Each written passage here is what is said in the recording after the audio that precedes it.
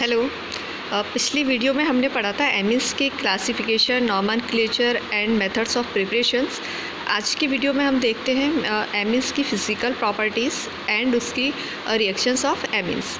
Physical properties means भौतिक गुण। CH3NH2 gas है, जबकि C2H5NH2 वाष्पशील द्रव है और उच्चतर एमीन्स ठोस होते हैं।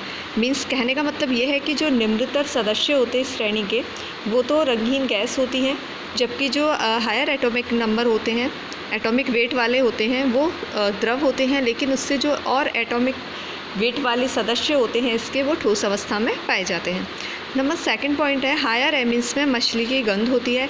जो लोअर एमीन्स होते हैं उनमें लोअर एमीन्स मतलब निम्न अणुभार वाले जो सदस्य होते हैं उनमें तो एमीन्स अमोनिया की गंध आती है, लेकिन अणुभार बढ़ने के साथ साथ इनकी जो गंध है वो चेंज होती जाती है, और जो एलिफेटिक एमीन्स होते हैं या हायर एटॉमिक वेट वाले एमीन्स होते हैं उनमें मछली की गंध होती है। नंबर थर्ड पॉइंट है, हाइड्रोजन बॉन्डिंग प्रेजेंट होती है प्राइमरी और सेकेंडरी एमीन में, लेकिन हाइड्रोजन बॉन्डिंग एब्सेंट होती है टर्शरी एमीन में, ये हम सभी जानते हैं। नंबर फोर्थ पॉइंट है इसका बॉइलिंग पॉइंट या क्वथनांक। बॉइलिंग पॉइंट ऑर्डर होता है इसका 1 डिग्री, इस ग्रेटर देन 2 डिग्री, इस greater than 3 degree amine. Means 1 degree amines का जो क्वथनांक है, बॉइलिंग पॉइंट है, वो अधिक होता है, उससे कम होता है 2 डिग्री का, और सबसे कम होता है 3 डिग्री का। ये इनके इंटरमॉलिक्यूलर हाइड्रोजन बॉन्डिंग के कारण होता है। जैसे जैसे हाइड्रोजन बॉन्ड कम होते जाते हैं, मीन्स जैसे टर्शरी एमीन है जिसमें एक भी हाइड्रोजन बॉन्ड नहीं होता है, उसमें उसका क्वथनांक बहुत कम होता है। इस तरीके से नंबर 5 पॉइंट है इनकी सॉल्युबिलिटी या विलेयता। विलेयता यानी कम अणुभार वाली एमीन्स जल में विलेय होती हैं। एमीन्स की विलेयता आर ग्रुप के आकार बढ़ने के साथ साथ कम होती जाती है। एमीन्स में जैसे जैसे हम हाइड्रोजन को रिप्लेस करके उसके जगह हम आर ग्रुप या कोई एल्किल ग्रुप जोड़ते हैं, तो जैसे जैसे हम हाइड्रोजन को रिप्लेस करेंगे और आर ग्रुप जोड़ते जाएंगे तो उसकी जो विलेयता है, उसकी जो सॉल्युबिलिटी है वो कम होती जाएगी। तो इस तरीके से इसका विलेयता का क्रम होता है 1 डिग्री, इसमें हाइड्रोजन बॉन्ड अधिक होता है, फिर सेकंड डिग्री और फिर थर्ड डिग्री एमीन, यानी R3N सबसे कम सॉल्युबल होता है, क्योंकि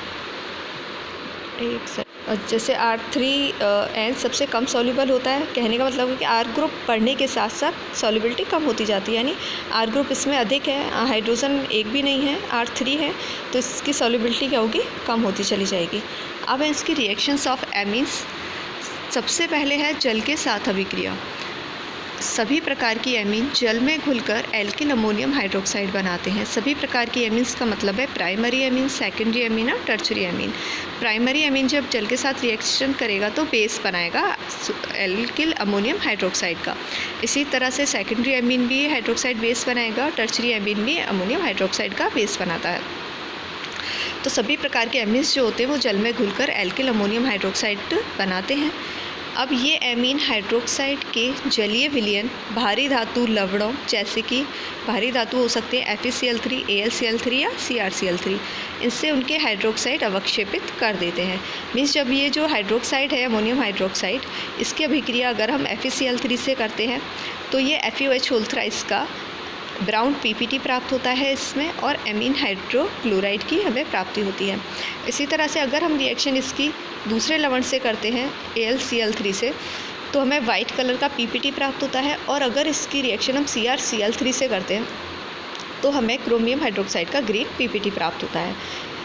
कहने का मतलब है कि अगर हम इन तीनों में से कोई भी लवण लेते हैं तो उन तीनों से उनका ब्राउन PPT या वाइट PPT या ग्रीन PPT हमें प्राप्त होता है, और सेम जो प्रोडक्ट है वो एमीन हाइड्रोक्लोराइड का हमें प्राप्त होता है।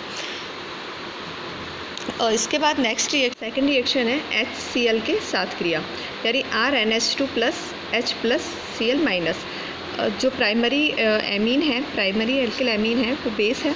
इसकी अभिक्रिया जब हम किसी अम्ल के साथ करते हैं, एसिड के साथ करते हैं, तो हमें सॉल्ट मिलता है प्राइमरी एल्किल एमीन हाइड्रोक्लोराइड का। कहने का मतलब है कि सभी प्रकार के जो एमीन्स होते हैं वो अम्लों से अभिक्रिया करके उनके लवण बनाते हैं। जैसे कि सेकेंडरी एमीन है, इसके अम्ल से रिएक्शन करेंगे तो ये सेकेंडरी एमीन हाइड्रोक्लोराइड बनेगा। टर्शरी एमीन है, इसकी HCl से अभिक्रिया करेंगे तो 3 डिग्री एमीन हाइड्रोक्लोराइड मिलेगा, मीन्स एल्किल एमीन हाइड्रोक्लोराइड मिलेगा। इसी तरह से नेक्स्ट रिएक्शन है अपनी क्लोरोऑरिक अम्ल के साथ। क्लोरोऑरिक अम्ल के साथ अगर हम HCl की रिएक्शन कराते हैं तो हमें क्लोरोऑरिक एसिड प्राप्त होता है, या हम इसे क्लोरोऑरियम भी बोल सकते हैं, HAuCl4। और इसकी जब हम रिएक्शन क्लोरोऑरिक अम्ल के साथ करते हैं RNH2 की प्राइमरी एमीन की रिएक्शन, पहले तो हमें क्लोरोऑरिक एसिड बनाना पड़ेगा कि ये कैसे बनता है। ये HCl से रिएक्शन करके बनता है, AuCl3 की रिएक्शन करने पर क्लोरोऑरिक अम्ल बनता है। फिर इसकी रिएक्शन हम प्राइमरी एमीन से करते हैं तो हमें एल्किल एमीन क्लोरोऑरेट की प्राप्ति होती है। ये प्राइमरी एमीन की रिएक्शन है क्लोरोऑरिक अम्ल के साथ। अगर हम सेकेंडरी एमीन की रिएक्शन करते हैं क्लोरोऑरिक अम्ल के साथ तो यहाँ हमें मिल जाएगा R2NH2AuCl4-। और अगर हम टर्शरी एमीन की रिएक्शन करते हैं HAuCl4 के साथ तो हमें मिलेगा R3NHAuCl4, वो भी एल्किल एमीन क्लोरोऑरेट। तो ये प्राइमरी, सेकेंडरी और टर्शरी एमीन तीनों एमीन के साथ रिएक्शन कर सकता है। नंबर 3 पॉइंट है अपना क्लोरोप्लेटेनिक अम्ल के साथ। जो अम्लों के साथ हम रिएक्शन करवा रहे हैं उसमें हमारा 3rd पॉइंट है HCl के साथ हम PTCl4 क्लोरोप्लेटेनिक अम्ल के साथ हम रिएक्शन करवाते हैं। तो पहले हमें क्लोरोप्लेटेनिक अम्ल बनाना पड़ेगा कि वो कैसे बनता है। प्लेटिनम क्लोराइड की रिएक्शन कराते हैं HCl के साथ तो हमें बनता है क्लोरोप्लेटेनिक एसिड H2PTCl6। फिर हम इसकी रिएक्शन कराते हैं प्राइमरी एमीन से। जब प्राइमरी एमीन से इसकी रिएक्शन कराते हैं तो हमें मिलता है एल्किल एमीन क्लोरोप्लेटिनेट। इस अभिक्रिया का उपयोग एमीन के अणुभार को ज्ञात करने में किया जाता है। ये बहुत इंपॉर्टेंट रिएक्शन है क्लोरोप्लेटिनिक अम्ल। इसका जो उपयोग है वो एमीन्स के अणुभार को, एमीन के एटॉमिक वेट को ज्ञात करने में हम इसका यूज करते हैं। फर्स्ट हो गया अपना जल के साथ, सेकंड हो गया HCl के साथ और थर्ड है अपना एल्किलीकरण या एल्किल हैलाइड से रिएक्शन। प्राइमरी एमीन की रिएक्शन कराते हैं एल्किल हैलाइड से। एल्किल हैलाइड हम कोई भी ले सकते हैं, एल्किल हैलाइड R-X, या तो ये सेम प्रोडक्ट हो सकता है या अलग हो सकता है। और इसमें से जब HX निकलता है तो ये बनता है हमारा सेकेंडरी एमीन में चेंज हो जाता है। सेकेंडरी एमीन की जब दोबारा से हम एल्किल हैलाइड से रिएक्शन करते हैं तो ये टर्शरी एमीन बनाता है। और फिर जब इसकी एल्किल हैलाइड से रिएक्शन करते हैं तो यहाँ हमें टेट्रा एल्किल अमोनियम हैलाइड का सॉल्ट प्राप्त होता है, टेट्रा एल्किल अमोनियम हैलाइड। इस तरीके से R-N R' पॉजिटिव चार्ज और X minus tetra alkyl ammonium halide का सॉल्ट प्राप्त होता है। नंबर 4 है अपना एसिलीकरण। एसिलीकरण में प्राइमरी एमीन की रिएक्शन एसिटिल क्लोराइड से करते हैं तो N एल्किल एसिटामाइड हमें प्राप्त होता है, RNHC डबल बॉन्ड CH3 और HCl। अब ये जो एसिलीकरण है वो रिएक्शन हम प्राइमरी एमीन या द्वितीयक एमीन जब एसिल हैलाइड हो या कोई अम्ल एनहाइड्राइड हो इनके साथ अभिक्रिया करता है तो उनके डेरिवेटिव बनाता है। इसमें टर्शरी एमीन जो है वो रिएक्शन नहीं करते क्योंकि उनमें एक्टिव हाइड्रोजन परमाणु नहीं होता, इसलिए उनका एसिलीकरण नहीं हो पाता। अब जैसे कि RNH2 प्राइमरी एमीन है, अब इसके हम एनहाइड्राइड से रिएक्शन करते हैं तो हमें N एल्किल एसिटामाइड ही प्राप्त होता है। तो ये रिएक्शन अगर हम किसी एसिल क्लोराइड के साथ करते हैं, एनहाइड्राइड के साथ करते हैं तो हमें N एल्किल एसिटामाइड की प्राप्ति होती है। नेक्स्ट अपने बेंजोइलीकरण या शॉर्टन बॉमान अभिक्रिया। C6H5CuCl benzoyl chloride, RNH2 alkyl amine, C6 या C6H5NH2 एनिलीन से NOH की उपस्थिति में क्रिया कर N एल्किल बेंजामाइड या N फेनिल बेंजामाइड बनाता है। मीन्स जो एनिलीन है अगर हम इसकी अभिक्रिया बेंजोइल क्लोराइड से करते हैं NOH के प्रेजेंस में तो ये बनाता है N फेनिल बेंजामाइड। और अगर हम लेते हैं एनिलीन की जगह एल्किल एमीन लेते हैं तो ये बनाएगा N alkyl benzamide. C6H5NHCO C6H5 other product हैं इसके NaCl और H2 बोलते हैं।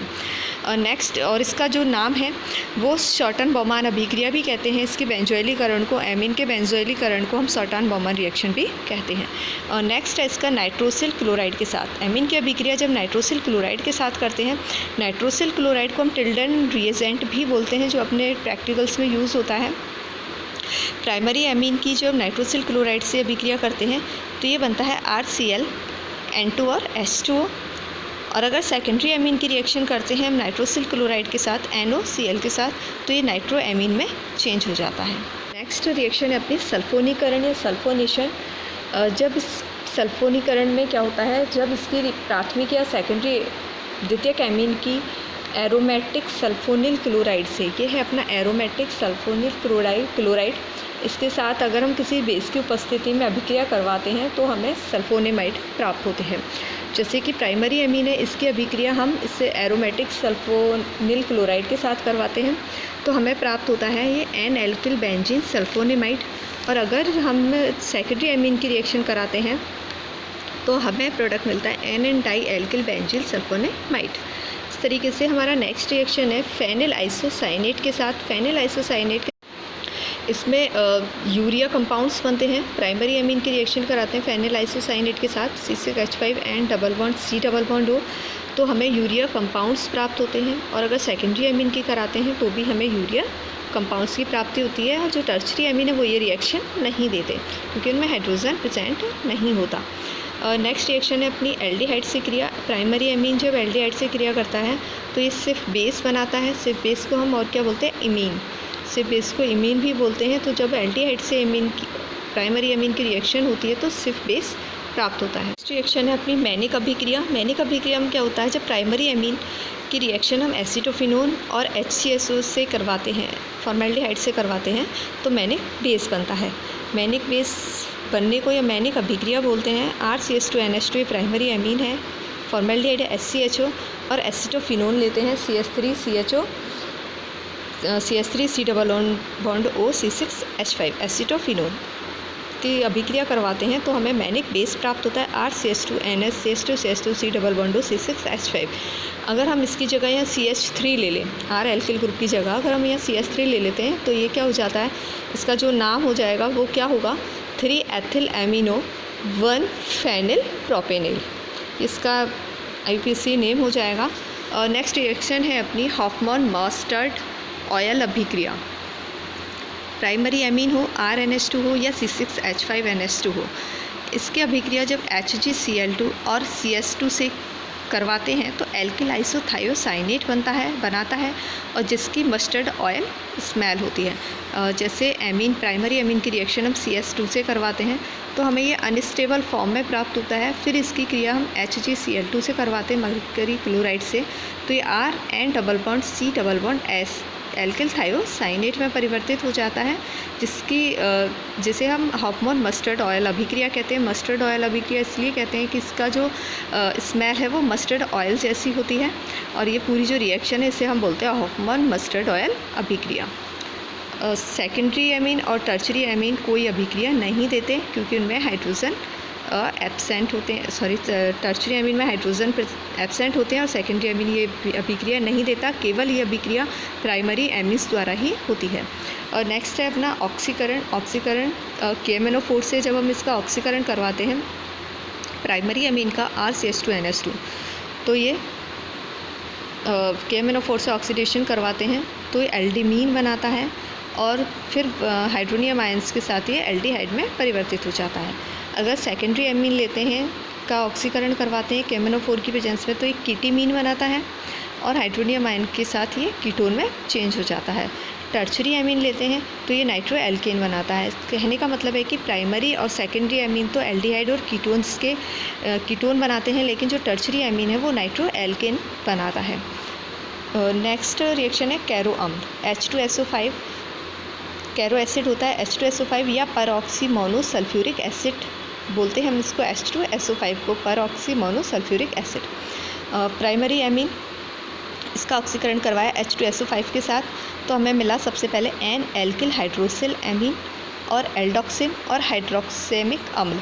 मतलब जब प्राइमरी एमीन की रिएक्शन हम कैरो एसिड्स के साथ करवाते हैं तो हमें कई प्रोडक्ट्स का मिक्सचर प्राप्त होता है। 3 तरह के, जैसे इसमें 3 तरह के प्रोडक्ट्स हमें प्राप्त हो रहे हैं तो इनका एक मिक्सचर प्राप्त होता है हमें एन एल्किल हाइड्रोक्सिल एमीन, एल्डोक्सिन और हाइड्रोक्सेमिक। और अगर सेकेंडरी एमीन का ऑक्सीकरण करवाते हैं तो हमें N di alkyl hydroxyl amine प्राप्त होता है और अगर तृतीयक एमीन का ऑक्सीकरण करवाते हैं तो तृतीयक एमीन ऑक्साइड प्राप्त होता है। इसी तरह से कैरो एसिड जो होता है वो प्राइमरी, सेकेंडरी और टर्शरी तीनों एमीन्स के साथ रिएक्शन दिखाता है या रिएक्शन करता है। और जो प्राइमरी एमीन है वो इसमें हमें कई प्रकार के उत्पाद प्राप्त होते हैं, कई प्रकार के उत्पादों का यौगिकों का मिश्रण प्राप्त होता है। इसी तरीके से यहाँ हमारी ये जो रिएक्शंस हैं ये फिनिश होती हैं। Okay, thank you.